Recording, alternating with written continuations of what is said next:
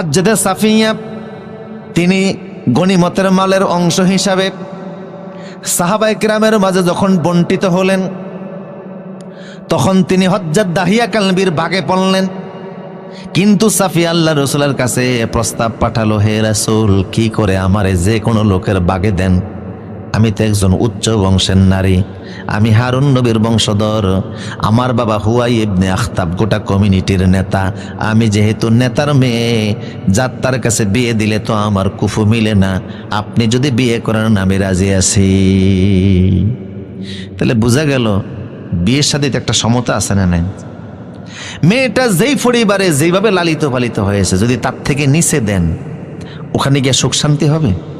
কিন্তু এখন তো প্রেমের টানে প্রেসিডেন্টের ছেলে বাইদ্যার নৌকার মধ্যে আসতে পারে, সেটা আলাদা জিনিস।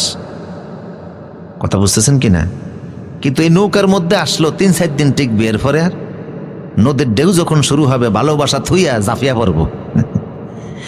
এই জন্য আমার দেশে দেখা যায় এখন প্রেমের টানে যতগুলি বিয়ে শাদী হয় মোটেও টিকে না, এগুলি ডিপোর্টস হয়ে সুখ আর বেশি দিন থাকে না। প্রেমের যে জ্বালা কিছুদিন পরে যখন শুরু হয় তখন জইলা ফুইরা চাই বর্ষ। কথা বলেন ঠিক কিনা? অপরিণত বয়সে ছেলে মেয়েরা ফেসবুকের মাধ্যমে, মেসেঞ্জারের মাধ্যমে, হোয়াটসঅ্যাপের মাধ্যমে চ্যাটিং করতে করতে এক পর্যায়ে দেখা যায় যে এমন এক অবস্থা ঘটাই ফেলে, বাবা যখন নজর দেয় তখন এই ছেলের সাথে আর মেয়ে সে বিয়ে দিতে পারে না। না দেওয়ার কারণে অনেক সময় আত্মহত্যা করে মারা যায়, এমন দুর্ঘটনাও আছে না নাই? আল্লাহ হেদায়েত দান করুক, যেটা বলো না। তো বিয়েতে একটা সমতা আছে। আমি নেতার মেয়ে, যাত্রার সাথে আমারও তো দিলে চলে না। রাসূল সাল্লাল্লাহু আলাইহি ওয়াসাল্লাম তাকে আজাদ করলেন, রাসূল নিজেই বিয়ে করলেন। সুবহানাল্লাহ। বাসর করে যখন রাসূল গেলেন তখন দেখেন হযরত সাফিয়ার গালে 5 আঙ্গুলের দাগ।